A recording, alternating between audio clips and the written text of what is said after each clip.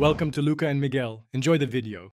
You start by powering off and disconnecting the AirPods, then set them on a soft towel to protect finishes. Use a lint-free cloth lightly dampened with 70% isopropyl to remove oils. This kills microbes and evaporates quickly, so moisture won't sit.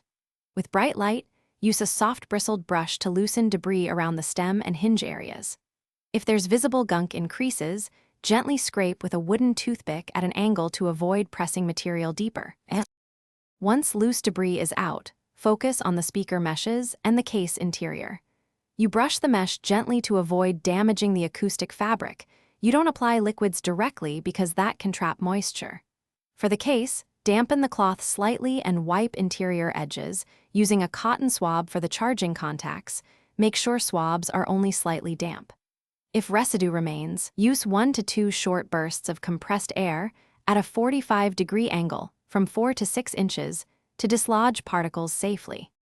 You finish by drying every part for 10 to 15 minutes and inspecting under bright light for lingering debris.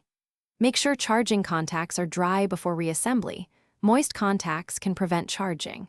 If audio sounds muffled after cleaning, reset pairing by closing the lid, then holding the case button for about 15 seconds until the LED flashes. This can resolve software-detected issues. If moisture accidentally entered, don't use heat.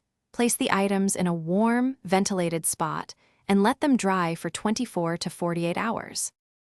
Thanks for watching and please subscribe. It's the best investment you'll ever make.